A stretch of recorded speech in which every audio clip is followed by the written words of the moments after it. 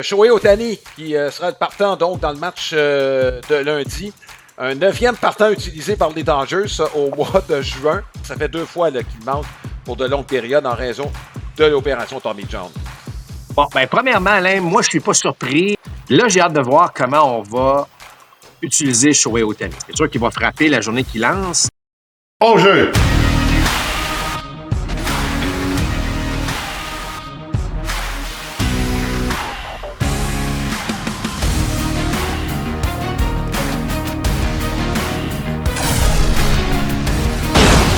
Deuxième prise!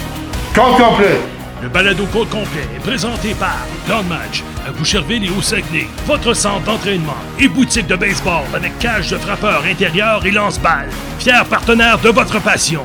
Et par les capitales de Québec. C'est plus qu'accessible, c'est plus que du baseball.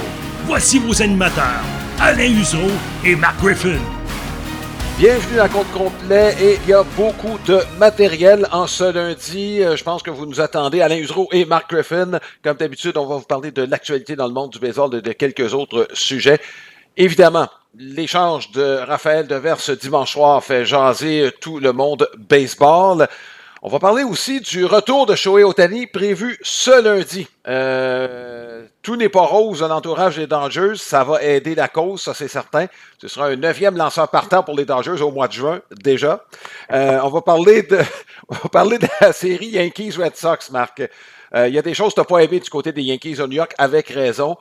Peut-être que les choses se replacent chez les Red Sox aussi. On va parler des Blue Jays de Toronto qui se sont fait balayer, mais au-delà de ça, il y a des signes inquiétants chez les Blue Jays, notamment les leaders qui en font probablement pas suffisamment.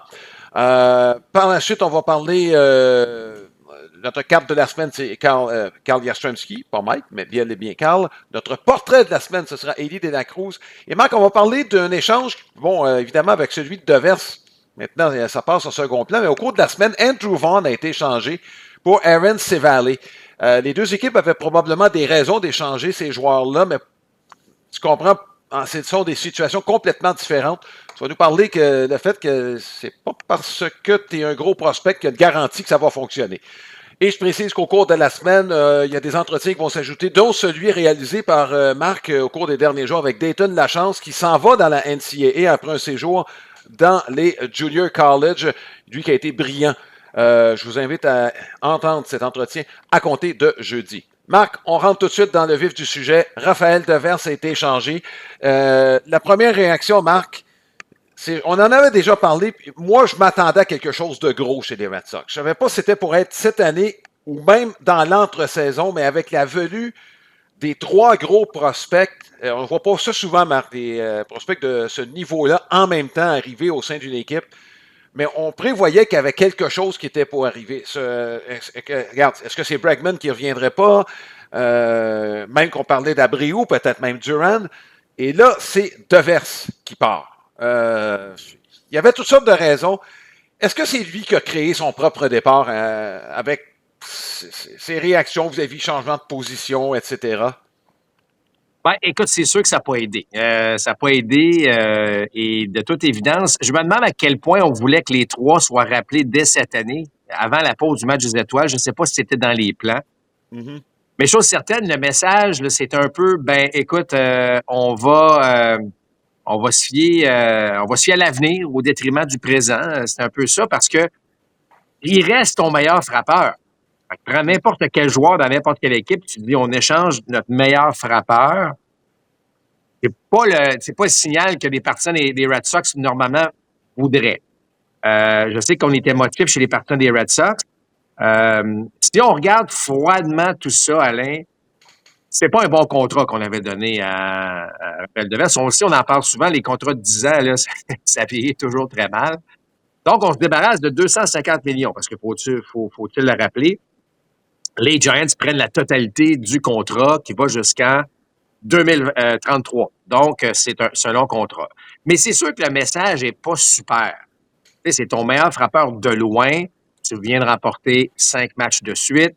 Tu viens de balayer les Yankees. Il y a comme un élan. Tu as l'impression qu'enfin, la saison a vraiment décollé là, au cours de la dernière semaine. Puis là, paf, tu l'échanges. Donc, je comprends on est, tu sais, on est soit, bon, on peut être très frustré de bien des manières. Ça reste que, moi, je trouve que le test, vraiment, c'est que là, tu libères 250 millions, bon, financièrement pour les prochaines années. Maintenant, est-ce que on va signer Bregman? Est-ce qu'on va bouger cette année pour aider les jeunes? Pour aller, tu sais, parce qu'on peut aller via transaction, on peut aussi aller chercher un autre joueur qui va venir nous aider, qui n'a pas évidemment un contrat de 250 millions sur les prochaines années. Alors, qu'est-ce qu'on fait avec cet argent-là, autrement dit, là, qui vient d'être libéré là, comme ça chez les Red Sox? Il y a plein de questions là-dedans, Alain. Il y a plein de questions. Tu as raison de mentionner, est-ce que son attitude... D'ailleurs, plusieurs posent la question maintenant, est-ce que Buster Posey va l'accueillir en premier avec les Giants pour dire, bon, ben là, il s'est passé ça à Boston. Maintenant, nous, ça va être clair. Est-ce que tu veux jouer au troisième? Parce que là, il y a l'absence de Chapman pendant un petit bout de temps encore. Est-ce que tu veux jouer au premier but? Parce que ça se peut qu'on ait besoin d'aide là. Alors, j'ai hâte de voir quelle sera l'attitude des Giants à ce niveau-là. Mais c'est clair qu'il y avait un conflit, Alain. Ça, et là, un conflit entre l'organisation et le joueur vedette, celui-là jusqu'en 2033. Je veux dire, est-ce que c'est réellement ça? Est-ce que c'est qu'on se débarrasse de ce contrat-là? Il y a bien des choses, mais ce qui est évident, c'est qu'il y a une certaine, ben, pas une certaine, il y a une frustration chez les personnes des Red Sox. Marc, je veux qu'on revienne sur ce que tu as dit tantôt quand tu parles du contrat de Devers. Est-ce que c'est un si mauvais contrat que ça? Je regarde son rendement depuis qu'il est devenu officiellement le troisième but d'équipe. C'est un MPP global à 8,79. Et là, c'est sur quand même une longue période de 7 saisons, de 2019 à aujourd'hui. Tu regardes ce qui se donne ailleurs. Est-ce que c'est un si mauvais contrat que ça? Non, parce que, en fait, oui, en raison, tu sais, Alain, combien d'années qu'il va te donner encore? Bon, premièrement, là, je vais dire que c'est probablement le frappeur le plus mésestimé. C'est un producteur de points nés. Il a été plus que bon avec les Red Sox. Il produisait. J'étais le premier, moi, rappelle-toi, Alain, lorsqu'il est arrivé dans le baseball majeur, je n'étais pas certain de Raphaël Devers. Je trouvais que son élan était un petit peu long, pas lent, mais long. Je me suis dit, est-ce qu'on va abuser de la balle rapide contre lui? Puis effectivement, c'est peut-être un peu la manière de le retirer, mais écoute, il frappe, je veux dire, les réponses sont extraordinaires, il est connu. Mais, je veux dire, Alain, on est en 2025, là. Il restait 8 ans au contrat, là. Est-ce qu'on pourrait maintenir ce rythme-là? Tu le sais, là, les contrats à long terme des gars qui passaient un certain âge. Ouais. C'est sûr que les Red Sox, eux, en ont eu pour l'argent. Oui. Bon, là, ça sera les Giants de déterminer s'ils vont l'avoir pour leur argent éventuellement. Mais, écoute, ça rassurait peut-être les Giants. Là, on le dit souvent, les Giants cherchaient, bon, des joueurs depuis quelques années, des joueurs autonomes qu'on était incapable de signer. Fait qu'on est allé chercher via transaction. Mais ça reste un message qui est quand même ordinaire pour les partisans. Même si tu regardes financièrement, ça fait du sens. Ça donne toute la liberté maintenant aux 3 joueurs d'avenir de dire, regardez, c'est votre temps, là, le moment, c'est maintenant, puis on va se développer maintenant, mais on va amener les Red Sox à un autre niveau, mais peut-être pas cette année. C'était un petit peu ça. Alors qu'on sait qu'à chaque année, les partisans des Red Sox veulent gagner le titre de la division, veulent devancer les Yankees de New York. On avait aussi l'impression, Alain, que Boston voulait dépenser un petit peu de temps. On va chercher Bregman. On s'était dit, bon, mais enfin, là, on rentre encore dans le rang des équipes qui vont dépenser, qui veulent rattraper les Yankees. Puis là, pouf, c'est une transaction comme ça au mois de juin. Oui. Marc, on va parler du point de vue des Giants maintenant. Ça fait longtemps qu'on cherchait un gros morceau. On est allé vers Judge, on est allé vers Correa, on a tenté notre chance avec Ohtani, ça n'a pas marché pour toutes sortes de raisons. Il y avait des marchés plus alléchants, notamment celui des Dodgers. Et là, on s'en va chercher enfin un gros nom. Oui, Adames, Marc, c'était bien beau. Et c'est un joueur étoile. Toi, tu l'as beaucoup aimé. Tu aimes l'énergie que ça apporte à cette équipe-là. Mais le gros wow, on ne l'avait pas. Là, on l'a avec Raphaël Devers. Puis là, je veux juste... un petit mot sur le contrat, Marc. J'avais tendance à être d'accord. Là, je te challengeais un peu. Je te mettais au défi. Comme frappeur désigné, c'est un contrat qui était trop cher. Comme troisième but, il n'y avait pas de problème. Comme frappeur de choix, je trouve, effectivement, moi, je trouve que c'est de l'argent. C'est beaucoup donné pour quelqu'un qui ne fait que être frappeur désigné.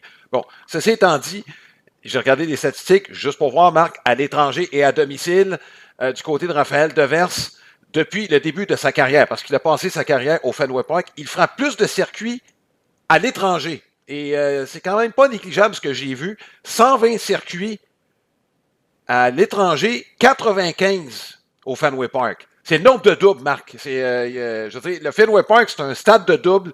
Il en frappe beaucoup plus au Fenway Park qu'il en a frappé à l'étranger. C'est un MPP qui est supérieur, mais dans les deux cas, on parle de MPP, tu comprends, au-dessus de 800. Donc, j'imagine que les Giants ont fait leur devoir à cet égard-là. Oui, puis effectivement, là, moins de doubles peut-être. Ça dépend. Il Ouais, faudrait regarder vraiment l'espèce de charte, voir est-ce qu'il frappe beaucoup de ouais, balles dans le champ-centre, tu sais, parce qu'on sait qu'à San Francisco, là, du champ-centre au ouais, champ droit, là, ce sera ouais. pas évident. D'ailleurs, tu sais, tu m'ouvres la porte. Est-ce que aussi, on n'a pas parlé, mais est-ce que le retour pour Raphaël Devers était suffisant aussi pour les partisans des Red Sox de Boston? Est-ce que le fait qu'on paye la totalité du contrat chez les Giants fait en Ouais. sorte qu'on a, tu sais, on n'a pas un joueur, pas le prospect numéro un là, des Giants dans la Mhm. transaction, là. Des joueurs Ouais. qui vont aider, certes, peut-être, mais et des deux joueurs d'avenir où bon, c'est un avenir incertain encore en ce moment.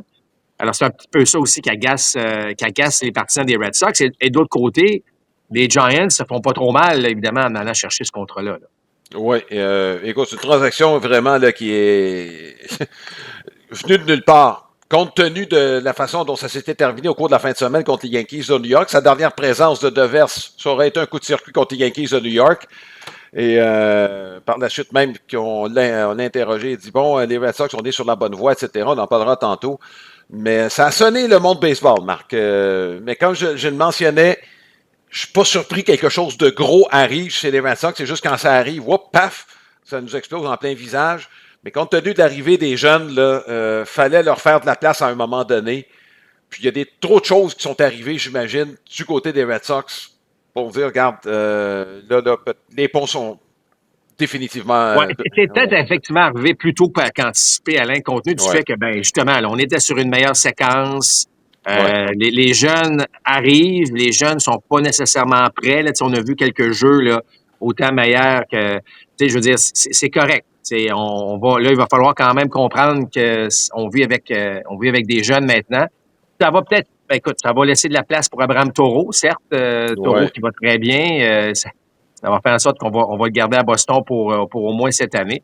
J'ai hâte de voir. Là, on dit que la blessure à Bregman, ça va beaucoup mieux, ça guérit plus vite que prévu. Ça, c'est Bon, intéressant. Mais là, la suite est quand même à suivre du côté des Red Sox. Là, parce que comme j'ai ouais. mentionné, là, est-ce qu'on est libéré un petit peu d'argent? Est-ce que c'est un coup d'argent uniquement? Est-ce que c'est un coup d'argent combiné au fait qu'on avait perdu un peu cette synergie entre les deux, l'organisation et Devers? Est-ce que c'est vraiment pour faire place aux jeunes? J'aimerais ça être dans le vestiaire des Red Sox actuellement, puis au moment où on a appris la nouvelle, voir quelle est la réaction de tout ça, parce que Boston reste un gros marché, Alain, Ben puis oui. c'est un peu spécial comment on gère ça, là, on va se le dire. Là. Tantôt, tu as l'impression qu'on veut vraiment faire de l'économie de bout de chandelle parce que ça n'a pas marché, puis la Chain Bloom, on l'a sacrifié à ce niveau-là, puis là, whoops, tu sais, là, on décide de payer. Rappelle-toi le contrat de Trevor Story. Tu sais, je veux dire, on avait un peu Ça, paniqué. On s'était dit, les partisans veulent quelque chose. On bang, on signe Trevor Story. Là, on est encore prêt avec. Alors, écoute, c'est ouais. c'est un peu spécial ce qui se passe là. Marc, on va passer d'un extrême à l'autre. On va passer de la côte est à la côte ouest. Marc, on l'a fait avec les Giants, mais on va rester en Californie avec Shohei Ohtani, qui sera le partant donc dans le match de lundi. Un neuvième partant utilisé par les Dodgers au mois de juin seulement. On joue pour 500 avec la victoire contre les Giants ce dimanche soir. On joue pour 500, 2 matchs devant les Giants dans l'ouest. On se croise les doigts, j'imagine, là, pour que ce ne soit pas seulement quelques départs et puis on repart à zéro dans le cas de Shohei Ohtani, parce que ça fait 2 fois là, qu'il manque pour de longues périodes en raison de l'opération Tommy John. Bon, ben, premièrement, Alain, moi, je suis pas surpris que Ohtani. J'avais dit au début du mois de juin, avec des images que je voyais. Évidemment, là, je n'étais pas sur place, mais en Ouais. fouillant, il y a des images de lui qui affrontait des frappeurs. Plusieurs fois, c'était un programme de réhabilitation là, très, très concis. Mais là, je me disais, il va lancer au mois de juin, ce gars-là. Là. Je voyais lancer, puis il affrontait, comme je l'ai mentionné, des frappeurs, évidemment, des Dodgers. Là. Et là, on s'est dit, chez les Dodgers, ben, tu sais, ça demande beaucoup d'énergie là, de faire tout ça. Puis en plus, il doit jouer le soir, tout ça. Donc, on s'est dit chez les Dodgers, ben là, on va le faire, on va l'insérer. Et là, j'ai hâte de voir comment on va utiliser Shohei Ohtani. C'est sûr qu'il va frapper la journée qu'il lance, mais est-ce qu'on lui donne une journée de congé mardi?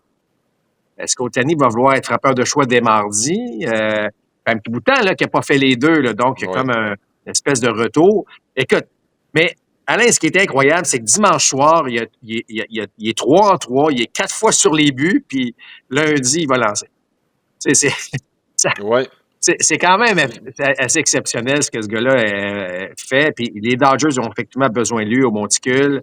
Et là, attendez-vous pas un match complet. Là, on va être très, très, très prudent dans son cas, mais j'ai quand même hâte de voir comment il va se comporter. Puis là, on a la fameuse règle Shohei Ohtani, donc il va frapper. Puis lorsqu'il va quitter, il va pas rester. J'ai hâte de voir aussi qu'est-ce que ça va donner. Et dans la fameuse formation des 26 joueurs, il ne comptera pas comme un lanceur. Alors que souvent, c'est 13 lanceurs. Donc, c'est limité. Alors ça c'est une fenêtre intéressante pour les Dodgers à ce niveau-là. Oui, et ça vient, Marc, au moment où en fin de semaine, Roki Sasaki a dû interrompre une séance tout simplement de lancer sur le plat, là, tout ce qu'il y a de plus simple. Là.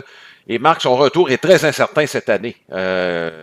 Lui, on sait qu'il avait été très en demande dans l'entre-saison. Parmi les lanceurs, en fait, c'est lui qui était en haut de la liste de tous les prospects. Donc, la venue d'Ohtani vient atténuer un peu cette très mauvaise nouvelle. Oui, exact. Et, écoute, effectivement, les Dodgers signaient à peu près tout le monde durant l'hiver, mais finalement, ça n'a pas encore donné les résultats souhaités. Donc, c'est beau dépenser, c'est beau de prendre courir des risques à ce niveau-là, mais là, on voit aussi l'envers de la médaille, c'est que là, ça coûte cher, puis on n'a pas le rendement. Donc, mais les Dodgers, c'est une organisation qui est capable, évidemment, de subir ces contre-coups-là. Ce sont bien les Dodgers, mais c'est sûr que il est jeune encore, ça c'est la bonne nouvelle, mais effectivement, là, on aimerait trouver une solution parce que ce que tu mentionnes, Alain, c'est qu'on voulait lancer à 60 pieds seulement, là, une douzaine, tu sais, juste vraiment se lancer là, avec un partenaire, là, et on n'a même pas été capable de compléter ça. Là. Oui. Et je veux juste mentionner, Marc, depuis le début de la saison, les Dodgers ont utilisé 14 partants, donc Shohei Ohtani sera le 15e et 30 lanceurs ont été utilisés. Shohei Ohtani sera le 31e.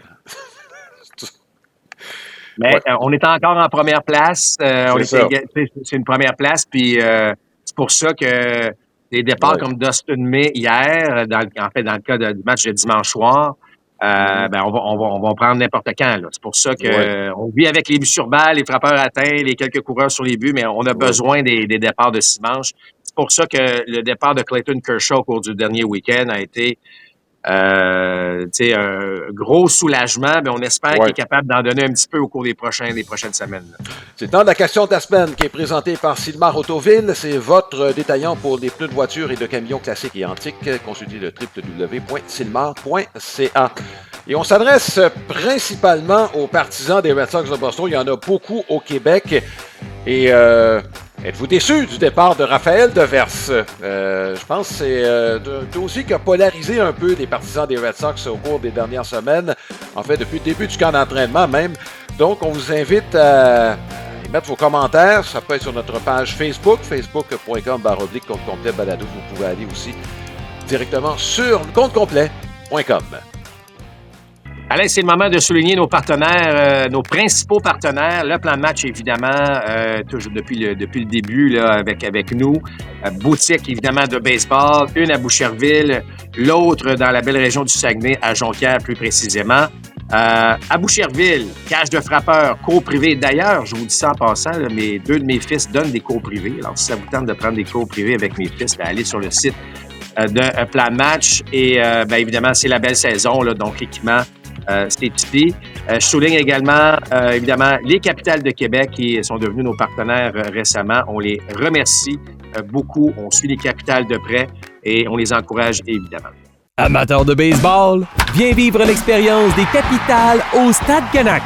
Du baseball professionnel, une ambiance électrique, le tout dans un stade de baseball mythique au cœur de Québec. Billets sur capitaledequebec.com.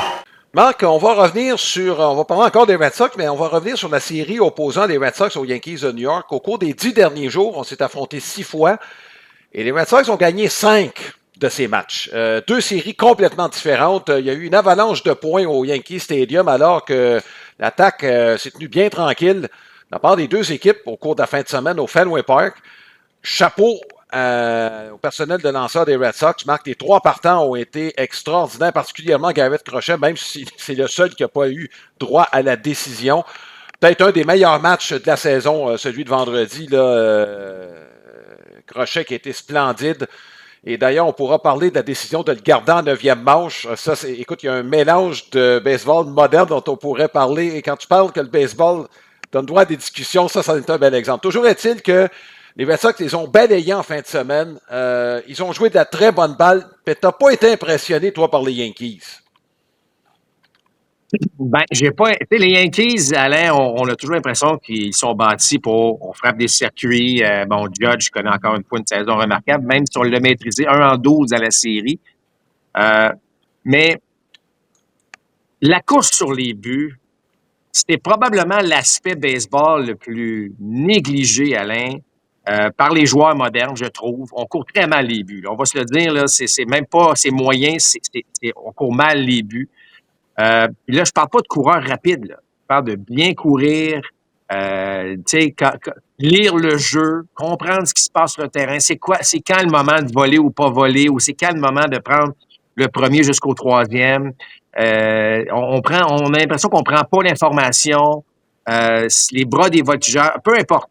Je trouve que ça, c'est un aspect là, je dirais que c'est la même chose dans le baseball amateur, mais bon. On dit qu'on ne s'entraîne pas beaucoup à déposer des amortis alors qu'on en demande. Ben, la course sur les buts, je n'ai pas l'impression qu'on prend du temps pour l'expliquer, mais bon. Dans les matchs serrés de la sorte, Alain, ce sont des matchs qui sont terminés par 1 point, là, des matchs toujours très, très, très serrés. Écoute, les Yankees se sont fait là, surprendre sur les sentiers comme si on ne connaissait pas l'enjeu, comme si on n'avait pas l'idée de la situation. Chapeau aux Red Sox, en fait, là, qui ont profité là, de ces erreurs, mais qui ont aussi peut-être créé ces erreurs, mais en fait, les erreurs des Yankees sur les sentiers, la prise de décision, l'écart au 2e qui est exagéré. Ça m'impressionne pas, Alain, puis ça me fait penser aux Yankees l'année dernière. Et rappelle-toi, en Série mondiale, lorsqu'on avait discuté avec Dino Evil, qui était un entraîneur chez les Dodgers après la Série mondiale, qui nous disait on était bien préparés, on savait que les Yankees allaient s'enfarger. Il nous l'avait dit, puis ça me fait peur. Je veux dire, ça, là, c'est un point qu'il faut que les Yankees règlent. Si on veut gagner, là, c'est pas juste d'avoir des bonnes sorties de tes lanceurs partants puis d'avoir une relève. Il faut jouer du bon baseball de base. Regarde comment c'est. Rapidement, là, le portrait change. Là, tu perds. Je veux dire, il y a des équipes qui ont pris trois matchs au cours du week-end parce que, d'ailleurs, il y a eu 9 séries de balayage au cours du week-end. Ça a été tout à fait extraordinaire là, à ce niveau-là. Mais toujours est-il que les Yankees ont une belle réputation de frapper, puis les circuits, la puissance, mais lancer fort. Mais Alain, entre les deux, il faut bien jouer en défense. On a amélioré cet aspect-là du côté des Yankees cette année. Mais il faut aussi bien courir les buts. Ça, je ne suis pas certain qu'on l'a tant amélioré. Oui, effectivement. Marc, dans cette série-là, ce qui m'a frappé, les 2 derniers matchs, on avait des avances en fin de match. Chapman n'a pas été utilisé. On dit qu'il n'est pas blessé. Dans le cas de dimanche, Cora l'a bien dit, au Whitlock, présentement, est sur une très, très bonne séquence qui est exacte. Il a contribué à la victoire vendredi. Il a été le lanceur gagnant. Dimanche, c'est lui qui a eu le sauvetage. D'ailleurs, a forcé Aaron Judge à frapper dans un W en fin de rencontre. C'est là que le match s'est joué. C'est pas compliqué, là. Dans le cas de Whitlock. C'est quand même étonnant. Marc, est-ce qu'il va finir la saison avec les Red Sox? J'irais jusque-là, moi. Si tu ne l'as pas sorti à ce moment-là, tu vas le sortir quand? Non, mais attention, Alain, parce qu'Alex Cora, il semble avoir des petits problèmes de communication. Ça je pense que c'est et puis ça, je trouve ça de valeur, là, parce que c'est dans le baseball moderne, ça, c'est un aspect qui est important. Mais il va avec le joueur avec lequel, au moment où ça se déroule, tu sais, qu'il se sent peu à l'aise. Dans le cas ici, tu as Aaron Judge qui s'en venait frapper, t'as un gars qui lance des rapides tombantes, tu visais la balle à double jeu. Alors qu'évidemment, Chapman, c'est le seul coup de circuit, ou en fait, le seul coup sûr de Judge dans cette série-là, c'est contre crochet avec un coup de circuit, gaucher, qui lance fort. Est-ce que c'était vrai? Tu comprends? Je paniquerais pas encore là-dessus. Dans le sens que je dirais pas là, que là, les Yankees, pas les Yankees, mais les Red Sox sont en mode transaction. On vient d'échanger de Verse, on va échanger de Chapman. Je suis pas rendu là dans le sens que laissons aller la prochaine semaine dans le cas de Chapman juste pour voir si effectivement on veut pas insérer, par exemple, un Whitlock dans une situation de balle à double jeu alors que Chapman pourrait arriver autrement. Moi, en tout cas, je suis un petit peu plus patient à ce niveau-là. Mais si ça se répète à nouveau, Alain, au cours de, je sais pas, la prochaine semaine ou du prochain week-end, d'ailleurs, juste en passant, les Red Sox sont à San Francisco à compter de vendredi. Oui. On pourra voir ce qui se passe avec Chapman à ce niveau-là. Mais écoute, je veux dire, si tu peux avoir un droitier et un gaucher en fin de match, dépendamment de ta situation, là, ça devient des belles cartes à jouer pour le gérant. Là. Oui. J'avoue que je trouve ça encore étonnant. C'est ton gros gars, tu l'as pas utilisé 2 fois plutôt qu'une. Greg Weissert, c'est un bon soldat, Marc. Tu comprends qu'il n'y a pas le CV de Harold Chapman. Non, écoute, il y a des choses qu'on ne sait pas non plus, Alain. Là. Il y a peut-être, on s'est dit, écoute, on va lui donner vraiment, il y a des choses qu'on sait. C'est pour ça que j'aimerais mieux être un peu plus patient dans ce dossier-là avant de dire, là, effectivement, là, ça commence à être évident. Là. Marc, ça se replace dans l'Est de l'américaine. Là, il y a 4 équipes qui jouent pour 500, alors qu'il n'y en avait qu'une seule il n'y a pas si longtemps. Ça inclut les Blue Jays de Toronto. On se disait, Marc, il y a 2 semaines, quand cette période-là de 2 semaines a commencé, là, les Blue Jays, on va voir de quoi ils sont faits. C'était bien parti. Là, on s'est fait balayer par les Phillies et balayer coup de pied dans le derrière, solide. Peut-être que les Phillies en devaient une aussi aux Blue Jays. La tenue de Vlad Guerrero, Marc, me déçoit. Je vais te le dire, on lui a pas donné ce contrat-là pour avoir un MPP à 800. Là. Ben, écoute, Alain, tu sais, moi, je suis d'accord avec toi, premièrement. Vlad et nous, tu sais, aux 2 ans, là, j'ai l'impression que c'est un joueur par excellence. Puis là, il tombe dans une saison qui est bonne, qui est très bonne, mais effectivement, qui n'est pas d'un gars à qui on donne tout cet argent. Donc, parce que, écoute, avant cette série-là, c'est pour ça qu'on disait tantôt, ça peut changer rapidement. Les Blue Jays avaient réussi à avoir un différentiel positif. On s'est platé, mais drôlement bien au classement. Puis là, on retourne négatif, on est à moins 12. Là, tu parles d'un balayage. Là, c'était effectivement tout un balayage de la part des Phillies. On tombe à moins 12, on en perd 3 de suite. Bon, les Yankees en ont perdu 3 de suite. On n'a pas perdu trop de terrain pour la première place, mais pendant ce temps-là, on a vu les Rays nous dépasser, puis pas à peu près, et les Red Sox se rapprocher. J'aime ce que je vois d'équipe parce que les jeunes vont bien, Clement continue d'aller bien, Barger va bien, mais ça te prend ta locomotive. Mm-hmm. C'est pour ça que les partisans des Red Sox sont en beau fusil parce qu'on perd la locomotive en devers, là. Mais ça te prend une locomotive. Puis, avec avec Santander qui n'a pas produit, Varsho qui est toujours blessé, c'est encore Bichette puis Guerrero. Mais c'est à Guerrero qu'on a donné le gros contrat, là. Oui. Fait que, il faut que Vlad trouve le moyen de se mettre en marche. Semble-t-il que c'est vrai que les statistiques, si on les compare à l'année dernière, c'est encore à peu près similaire.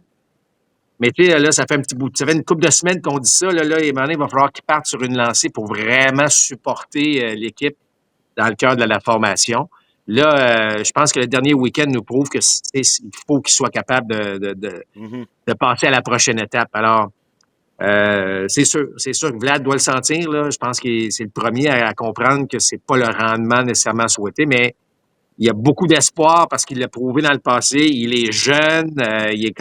Moi, je pense que Vlad va nettement s'améliorer en deuxième moitié de saison, mais il va falloir le faire là, parce que les Blue Jays vont avoir besoin d'aide à ce niveau-là. Oui, remarque qu'il n'est pas seul. Les acquisitions des Blue Jays jusqu'ici, Marc, dans l'entre-saison, on ne peut pas dire que la contribution est optimale. Là. Je pense à Santander, notamment. Là, Scherzer, on attend encore son retour, mais ça, comme tu dis souvent, on aurait pu leur dire avant que la saison commence que c'était pour se passer comme ça. Dans le cas de Jiménez, de demander une contribution offensive, c'était peut-être un peu trop demandé, mais c'est sûr qu'on n'a pas eu l'aide escomptée de la part de ces acquisitions-là. Ben, c'est ce que je trouve. Il y a deux côtés pour voir ça. Tu peux dire c'est épouvantable, puis. Mais l'autre côté, moi, je pense qu'il y a beaucoup d'espoir. Les Blue Jays jouent quand même au-dessus de 500. On est dans la course.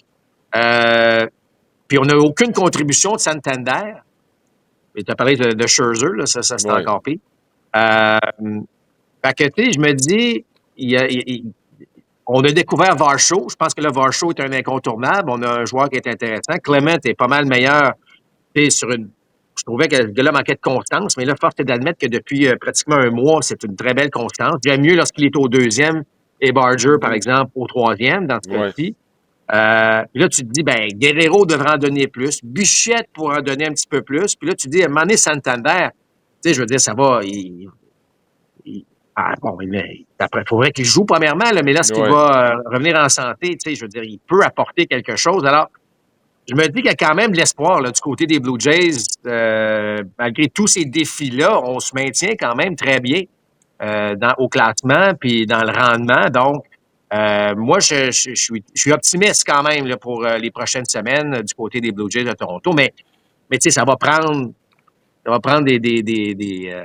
des gestes concrets. Là. Un retour de Santander qui est pas mal meilleur, puis évidemment un Vlad qui produit davantage, etc., etc. Là.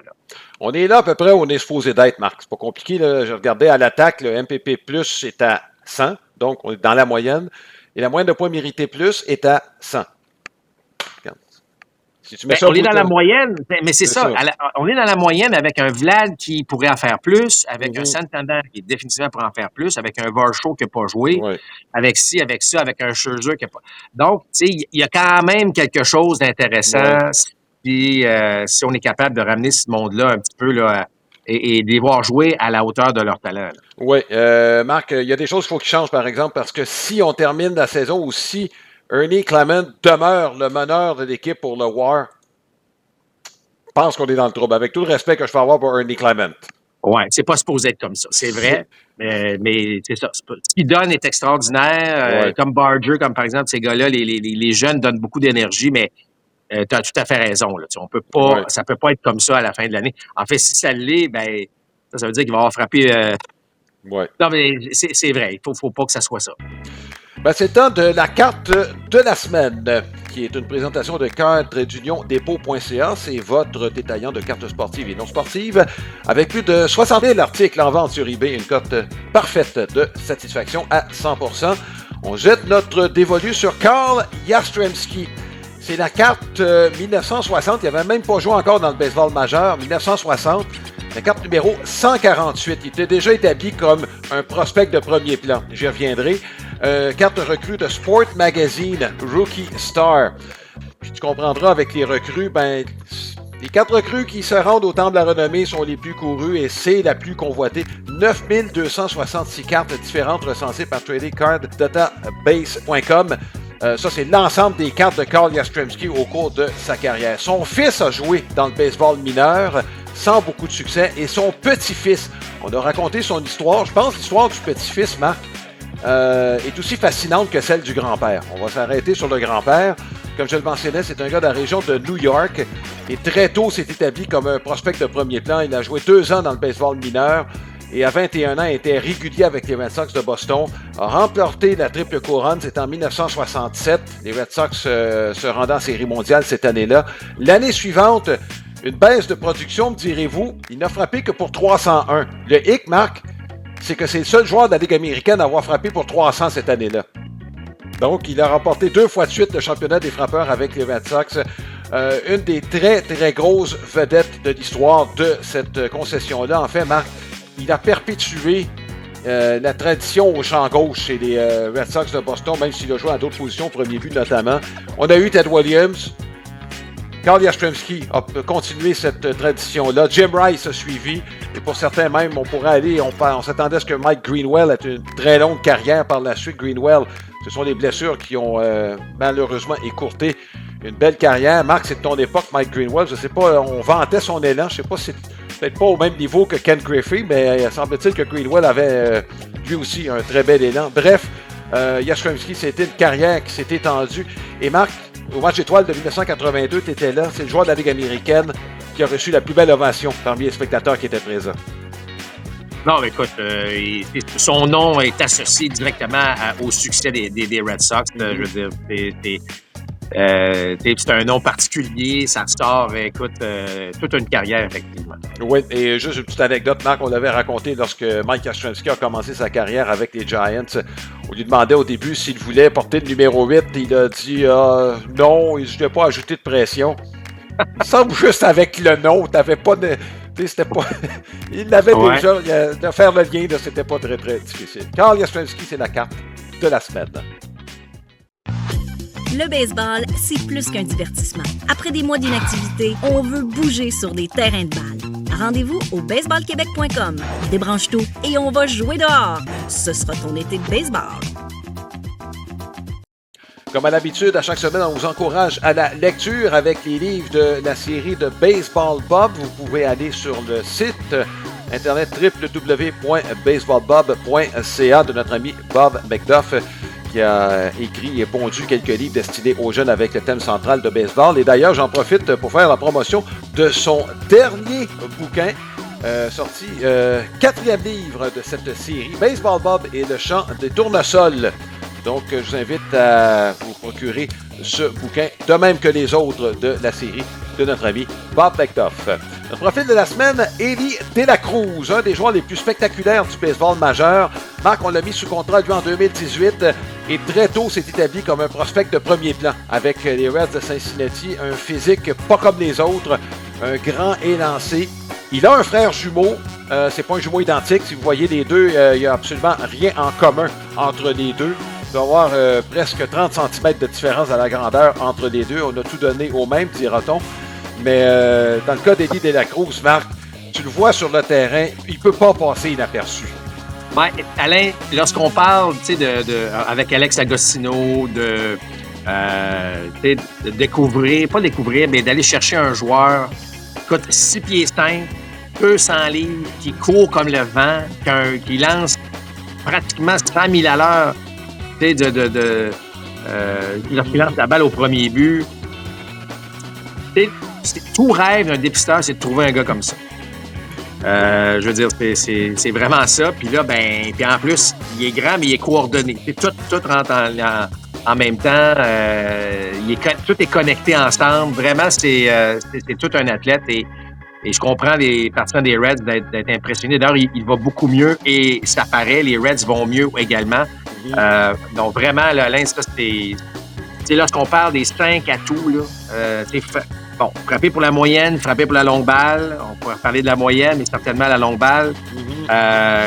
Coureur très rapide, bon gant en défense, bon bras. Là, alors, ce gars-là a tout pour être une vedette. Et d'ailleurs, et probablement être un des visages et des principaux visages du baseball au cours des prochaines années. Le vois-tu au champ-centre éventuellement, Marc, comme O'Neill Cruz, parce que les qualités se ressemblent beaucoup. Sa cote défensive n'est pas si élevée. Marc, il est dans la moyenne. On aurait cru que ce serait meilleur. Est-ce que tu le vois au champ-centre à un moment donné? Écoute, moi, je suis un peu plus hésitant avec De La Cruz. Un joueur d'arrêt-court, c'est un peu comme un lanceur. On dirait qu'il c'est un peu plus tard dans sa carrière où là, il comprend peut-être un peu plus. Au début, un joueur comme Lindor est arrivé très bon, très habile, mais là, tu le vois aujourd'hui avec les Mets, il est tellement meilleur, selon moi, là, dans sa prise de décision, dans la façon dont il se comporte. Je me garderais quand même, à moins là, d'avoir un énorme prospect qui arrive, qui joue qu'à l'arrêt-court. Pour l'instant, moi, je serais un petit peu plus patient avec De La Cruz à l'arrêt-court. Écoute, le gars, il est quoi? Il est âgé de 20... Il a 23 ans. 23 ans. Écoute, bien, je veux dire... moi, je donnerais encore une couple d'années. Je pense qu'il peut prendre une certaine maturité en défense pour améliorer, là, si tu veux, son pointage en défense. Oui. C'est un nombre de retraits sur des prises élevé, mais Marc, ça vient avec beaucoup de joueurs de talent aujourd'hui. On accepte cet état de choses en autant que tu produises. Je ne peux pas si ça te dérange. Puis en passant, frappeur ambidex. Je veux dire, il y a tout ce gars-là. Là. Il y a tout ce gars-là. Donc, oui, tu as raison que ça vient avec moi. En tout cas, je crois beaucoup à ce gars-là au cours des prochaines années. Oui. Marc, on va parler d'un échange Andrew Vaughn, Aaron Civale. C'est pas d'échange comme tel, mais la réalité des deux joueurs impliqués, échangés pour des raisons différentes. Il y a un montant d'argent là, qui est passé de même. On va s'arrêter aux deux joueurs comme tels. Andrew Vaughn, Marc, il y a 2 ans, je le voyais même comme potentiel candidat au joueur le plus utile à son équipe. Ce gars-là a joué à peine 30 matchs dans le baseball mineur lorsqu'on l'a fait graduer dans le baseball majeur. Notre collègue Alex Agostino disait grand bien de lui, aimait son élan, sauf qu'il est arrivé quelque chose en cours de route, Marc. Son potentiel l'a jamais atteint avec les White Sox. Cette année, ça a été plus difficile que jamais. Maintenant, passe à d'autres choses. Les Brewers l'ont acquis, on l'a renvoyé dans les ligues mineures. Il n'y a pas de garantie. 3e choix au total, Marc, quand on l'a repêché, Andrew Vaughn. Il est arrivé quoi en cours de route? Ben, Alain, est-ce que c'est la confiance? Est-ce que, tu sais, on ne sait pas ce que ce gars-là vit, là, mais, tu sais, je veux dire, sa puissance. Je regarde ses premières saisons avec les White Sox de Chicago. Je regarde 2023, il y avait un WAR quand même de 1.1, avait frappé 21 coups de circuit, produit 80 points. Le potentiel était là, de dire... Écoute, est-ce qu'il est tombé dans la mauvaise organisation? Est-ce qu'il est tombé je sais pas, moi, chaque joueur doit être géré d'une manière. Là. Je suis pas en train d'excuser là, son rendement, mais il y a quelque chose de toute évidence. Là, parce que le talent est là, il le fait quand même. Écoute, il y a eu 615 présences au bâton en 2023, 619 en 2024, avec quand même 21 et 19 coups de circuit. Est-ce qu'on a vraiment abusé de ses failles au point où il n'est pas capable de s'ajuster? Ça se peut aussi. Ça se peut. Un beau risque, selon moi quand même, de le faire changer d'organisation, de le faire analyser par quelqu'un d'autre, d'aller fouiller, voir si on peut pas trouver quelque chose pour le faire débloquer. Donc ça, je trouve que c'est un beau défi que s'offrent les Brewers. Puis en même temps, les Brewers se débarrassent d'un gars qui, selon moi, est très égocentrique. Et puis ça, tu n'as pas besoin de ça dans une équipe. Ouais, ben Aaron Civale, lui, venait de perdre son poste de lanceur partant. On venait de rappeler un des gros prospects de l'organisation. Puis Civale, à sa défense, Marc, égocentrique. Ça, c'est le paradoxe du baseball, Marc. Civale, c'est sa dernière année de contrat. S'il veut augmenter sa valeur, il faut qu'il lance. Se sent plus à l'aise comme lanceur partant, donc a pensé à son avenir à lui. Ça, c'est clair. Hey, écoute, Alain, il s'est promené, là, Civale, là. Oui, depuis 3 ans. C'est pas le gars le plus...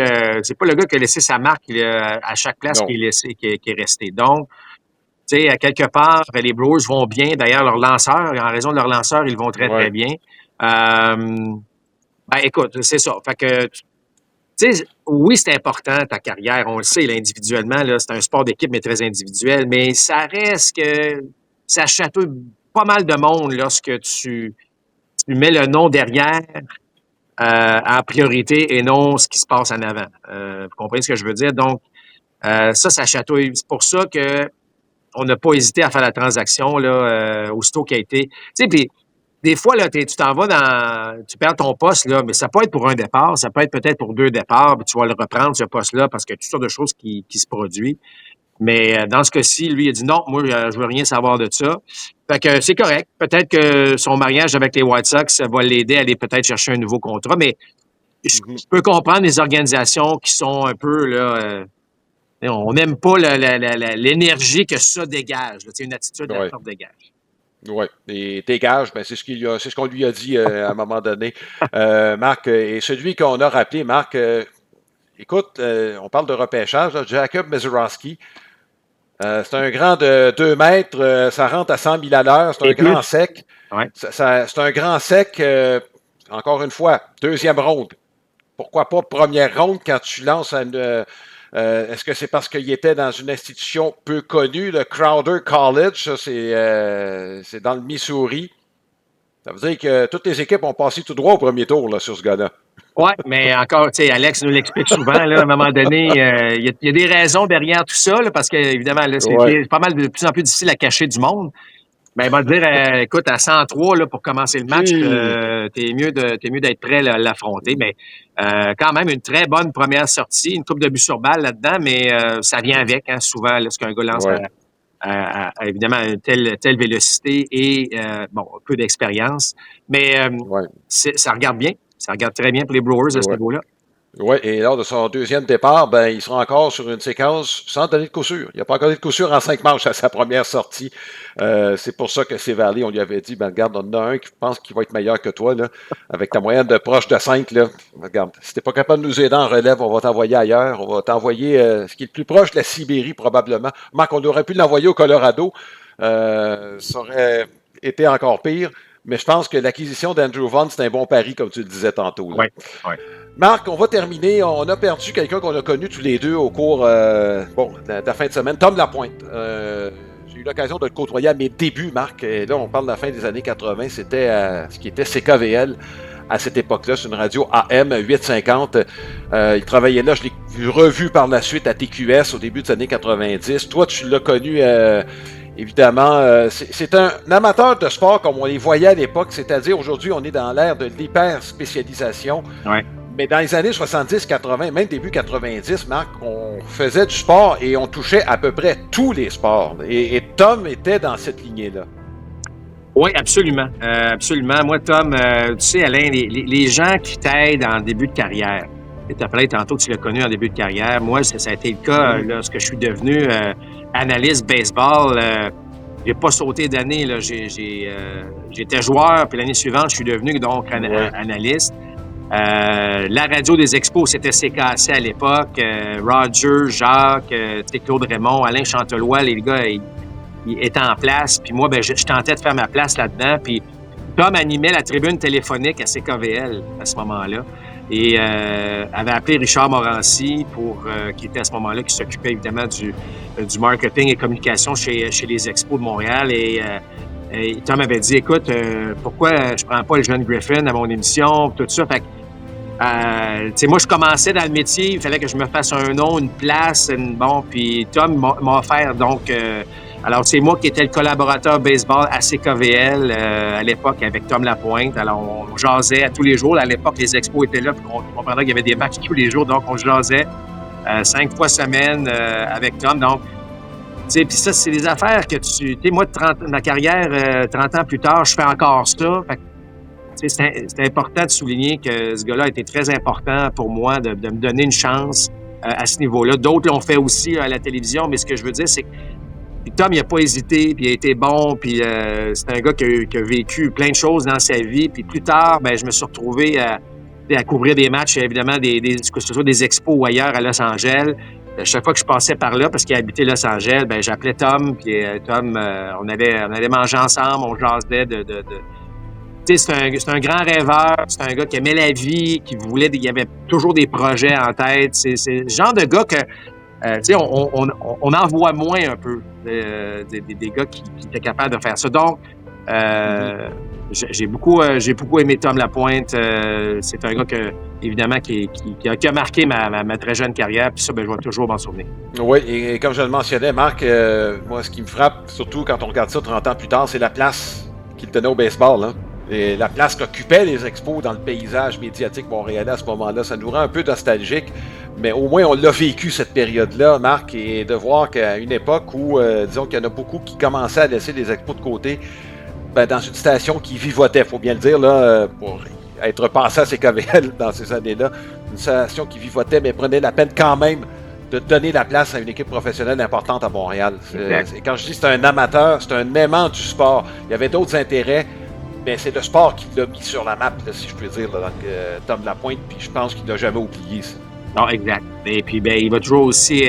on doit rappeler Tom aussi pour le célèbre scoop de Wayne Gretzky. Là, ben oui. Un gars de Montréal qui découvre qu'un gars d'Edmonton s'en va à Los Angeles, c'est quand même assez spécial. Oui, et la leçon, c'est une leçon que tous les journalistes devraient, c'est faites attention qui vous côtoyez, cultivez vos contacts, vous savez jamais quand est-ce que ça peut servir. Voilà. Tom, coup de chapeau. Et écoute, tes souffrances sont terminées. Ton passage a été marquant dans l'univers médiatique québécois. C'est l'horaire des matchs qu'on vous présente, l'horaire des matchs de la semaine à RDS, qui est une présentation de Lester, qui est le maître du smoked meat et des hot dogs depuis 1931.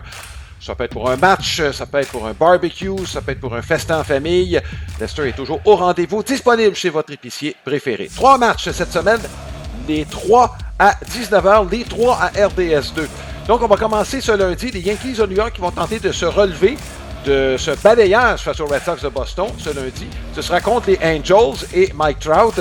Marc, c'est 2 équipes qui feront beaucoup de coups de circuit. Je ne sais pas qu'est-ce que ça va donner, mais ils sont parmi les meneurs du baseball majeur. Ça ne fait pas l'affaire de Ron Washington, mais c'est comme ça qu'on joue chez les Angels cette année. Donc, 19h à RDS2 ce lundi. Mercredi, les Mets contre les Braves d'Atlanta. Les Braves qui ont une pente abrupte à relever. Les Mets qui se sont fait surprendre par les Rays en fin de semaine. Donc, ce duel intéressant mercredi à compter de 19h également. Et dimanche, les Mets contre les Phillies de Philadelphie. Où en sera-t-on dans cette lutte dans l'Est de la Nationale? C'est une série très importante au cours du prochain week-end. On vous présente évidemment le dernier match de ce duel entre les Mets et les Phillies. Mais voilà ce qui complète ce balado bien rempli et ça fait juste commencer. La date limite de transaction, c'est dans moins de 2 mois, en fait dans 1 mois et demi. Il risque de se passer bien des choses au cours des prochaines semaines. On se souhaite tous du bon baseball, amusez-vous et on se dit à la prochaine. Bye bye. Balado compte complet vous a été présenté par Plan de Match à Boucherville et au Saguenay, fiers partenaires de votre passion, et par les capitales de Québec. C'est plus qu'accessible, c'est plus que du baseball.